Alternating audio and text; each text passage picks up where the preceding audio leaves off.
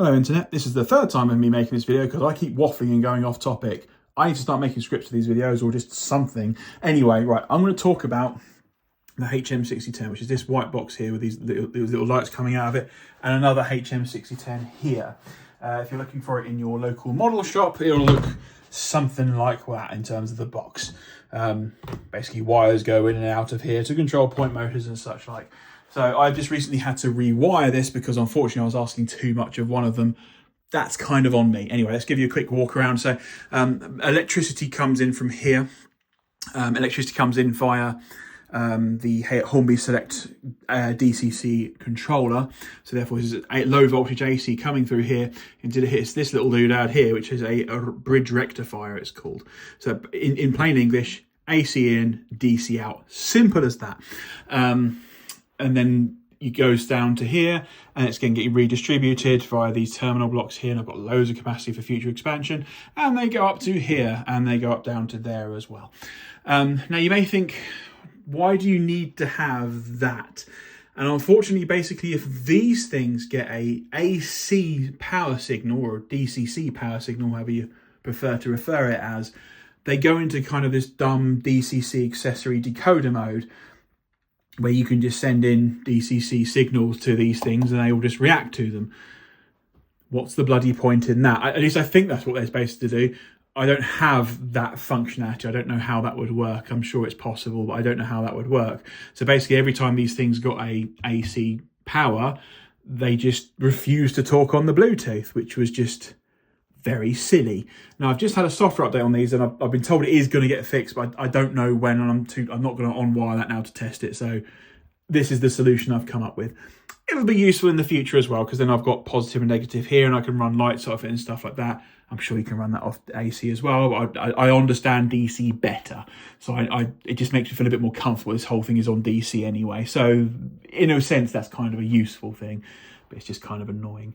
So yeah, basically you get a power light and you get the Bluetooth light. That flickers quite quickly when it's not connected to anything. It's currently connected to the phone that I'm using to record this, so I can't demo it working. Just trust that it does work. I do not know why that one is pulsing. They're both working fine, but that one's pulsing the blue light for some reason. Maybe that's like the host unit, maybe it's like the master unit or something. I don't know, but yeah, that's what it's doing. Right, so we then have the four outputs here. I'll show you the box again. So you've got two on one side, which you can see on the front of the box, two on one side and two on the other side. One of these outputs, number 4, can run a turntable if you tell it to, and it actually has a higher amperage output. So that's kind of a useful thing if you have such a thing. I don't have such a thing, and there's no space on my layout for it. I've not made the space, so I don't really care. But yeah, it's something to consider. So you have then on the either side of it. So there's 3 pins to put in. On the left hand side you have the positive, on the right hand side you have the negative, and in the middle you have the green. Some point motors like these ones have 2 green motors, which is kind of 2 green wires, which is kind of frustrating because it does mean that you have to stuff them both in there, and that's difficult. So I ended up, as a solution, you can see I've done it here. I put the 2 green wires going, and I soldered them to a black wire, because stuffing 1 wire into those things is hard enough. Putting 2 in is very difficult indeed. I just found I can get 1 in but not the other, and because I was working all the way up here, and you get this little stick that you have to push into. Again, I'll show you this, or down here actually, I'll show it to you here. You've got to push this little plastic stick, which you get on the underside of this. You have to push it into there to kind of release the clamps, and you've got to push that down, and with your other hand feed the wire in. It has to go in a very kind of specific way, which you can see when you've got the torch on it, but when you're not looking at the torch, it's just difficult. That's kind of the hardest part of this. So this one is controlling 1, 2, 3, and 1, 2, 3, and 4. The 4th point motor is on let's not break this, on the other side of the baseboard. That's a surface mounted one. On the bottom here I've got just 3, so I've got 1, 2, and 3. Again, third one's on the other side. So we have a spare output, which I'm probably going to put into a light or something like that. These work really well with the HM6010 app, the HMDCC app, I think it's called. So I can control all the locos via the same app. I can control these things via the same app. Both of these are pulsing now. I don't understand why, but they are. So they can both be controlled by the same app. And you can name the accessory. So I've called one of them the south one and one of them the north one. I can't remember which way around I've done them now. but you can't rename the outputs. So you can't say, oh, this is the left point motor, this is the lights. You have to just press them and like something reacts and you go, oh, remember, and just go, oh yes, it's that. They're just called C1, 2, 3, and 4, which is a bit of a shame. So you can name the device, but not the outputs, and they work fine. And every time you try and fire an output, it actually clicks it twice. So it will throw this up, and that's what you kind of hear. You hear this kind of that kind of consistency. I quite like that because it's a reassurance. I'm trying again just to really make sure that it's in place. On the older iteration, I just had this lower device here, which has now started flashing. Oh, they've all started flashing because basically I think my phone has now stopped talking to us. So I was going to unplug them so we don't all get super distracted by that. So this was then running two pairs of these things, because the way the layout is, just to remind you, if we go over to the other side, I have pairs of points. So I've got a point there and a point there. So basically they either go to the train, either goes straight, or it goes straight, or it goes up and down across there. I will never want that point motor to be changed and not that one. I'd always want them changed in pairs. And it was a way of me trying to save money, essentially, and save wiring and saving hassle.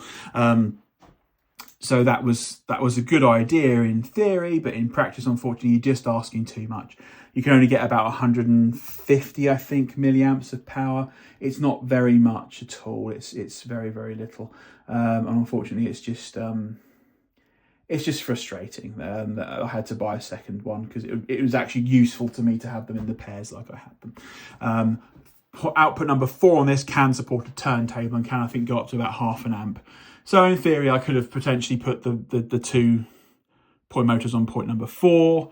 That might have worked. I didn't try it, but ultimately, that's not enough because I've got several pairs of them. It just made sense to kind of just separate them out.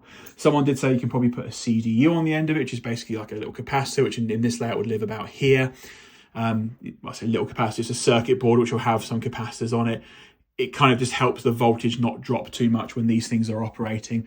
I have a feeling these have got CDUs built into them, actually, because you can do multiple switches at once on the app. I think up to 3 before it kind of has a little brownout or whatever and just loses power.